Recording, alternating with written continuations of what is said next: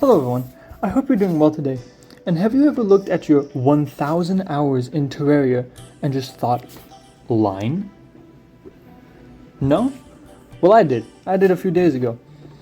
So I asked the question, what can you do in Terraria if you limit yourself to just a single vertical line? Rules are simple. I'm allowed a 3-block horizontal range from hell up to space on a single large Terraria world. I will also cheat myself in a compass and depth meter so I know my positioning at all times throughout the challenge. And my end goal of this challenge is to at least beat one boss. Hopefully I can do it. But anyways, with that all out of the way, let's begin the challenge. This one starts off like any good Terraria run by cheating myself in a compass and a depth meter to make sure I keep track of my position at all times. And then I proceed to cut down some trees and as well make a bit of a slime farm. And just to clarify, for this challenge I am not allowed to leave in between 1 to 4 east. I must stay within that range the entire time. If I leave by mistake, it's not that big of a deal. I just have to immediately go back in and delete any progress I may have made. But yeah, I have to stay inside 1 to 4 east. And you can check this by looking at the compass positioning in the top right corner. But anyways, continuing on. Then I proceed to go in the 1 out of 2 directions I can go in, down. I make sure to collect every single ore I possibly can collect along the way, including tin, because I don't know if it's going to come in handy, but might as well. Then I have my first, second, and third death of this challenge, and in fact I die so much in this challenge, I'm going to put a death toll at the end just so you can see how little progress I made throughout the amount of times I died. And looky here, this is my 4th death. Go ahead and give a guess in the comment section. Don't skip to the end and to see the final answer, but try and give a genuine guess of how many times you think I died during this challenge.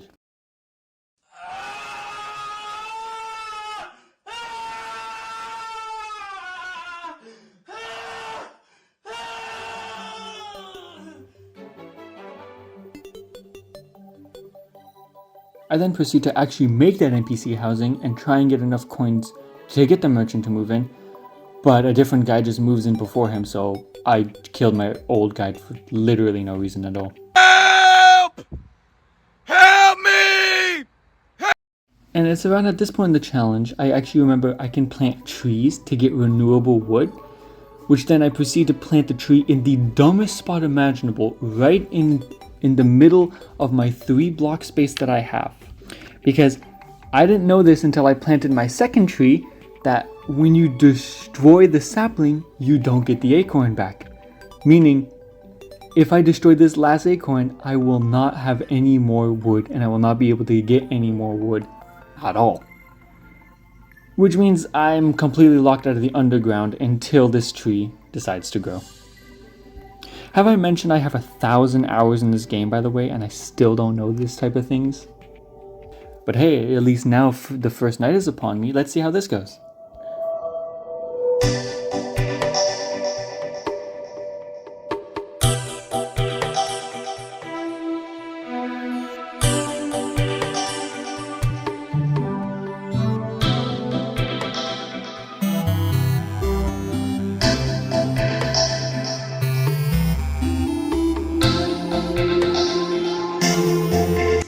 Night 1 wasn't all bad, however.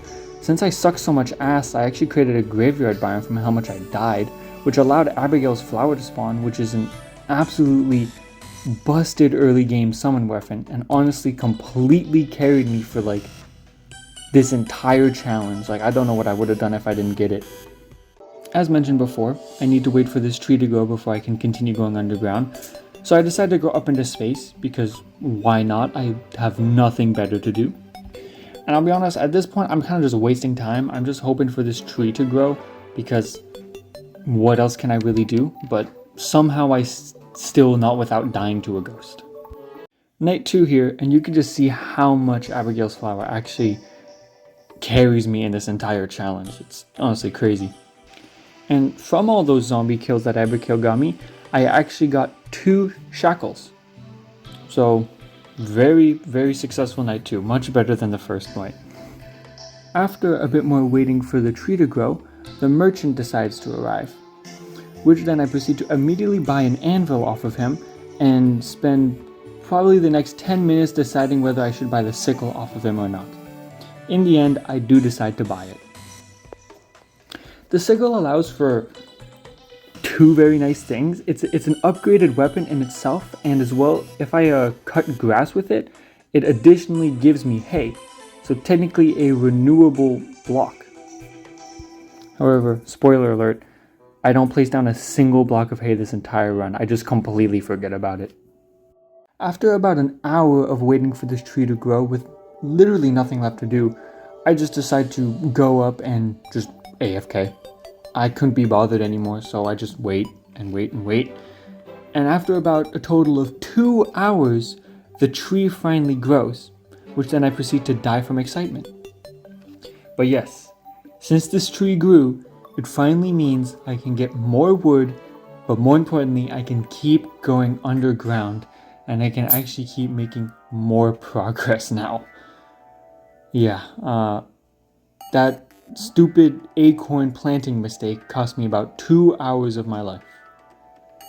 A fucking acorn in Terraria cost me 2 hours of my life. Caving a little bit more, I find a glowing mushroom biome. Oh my god, bro. Oh, hell no, man. What the fuck, man? Get your ass on, boy. Has absolutely nothing in it, which was very disappointing since I was really hoping for a life crystal, a golden chest, or literally anything that could help me. But instead I got big blue glowing mushroom. But that's okay, because glowing mushroom is my friend now. I like blue mushroom. I like blue mushroom. Anyways, take a look at the amount of shinies I've accumulated so far. Pretty cool, right? Then I build one more NPC housing, because why not?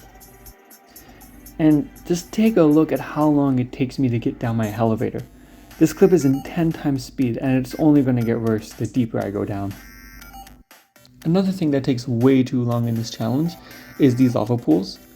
I must clear each and every one, just one bucket at a time, slowly draining it so I can pass through and continue to dig deeper. And what doesn't help is when I die along the way, which includes to me dying to my own stupidity, but... Oh my god, bro. But I managed to push through it for the total of the 4 lava pools I encountered before getting into hell. Yeah, it got annoying to say the least. Quick side note, how are you doing today? Let me know how you're doing today in the comment section.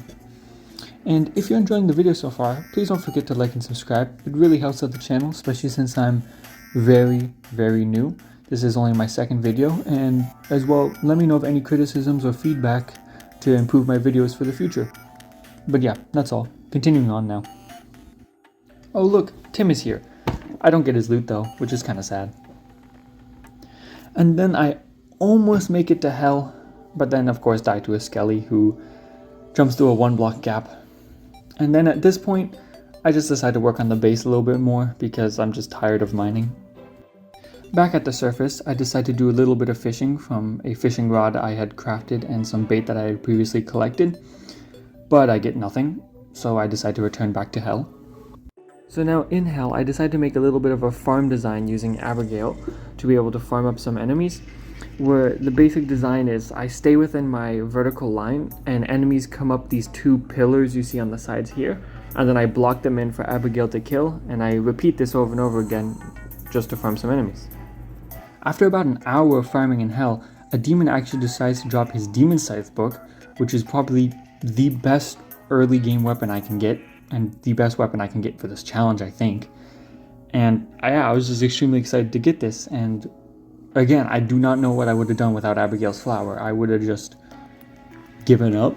I don't know how I would have ever farmed for demons or anything in this challenge, to be honest. My luck continues from here, where the demolitionist and the zoologist move in, and then after fishing a little bit, I also get a golden crate, which contains 17 gold coins and 32 platinum ore. So now, my money problem is kind of solved for the short term. Then I buy some rope from the merchant with my newly acquired fortune, just spanning from my base all the way down to hell, so I have an easier way to get up and down. And then once that's finished, I find my little demolitionist tweaking out a little bit.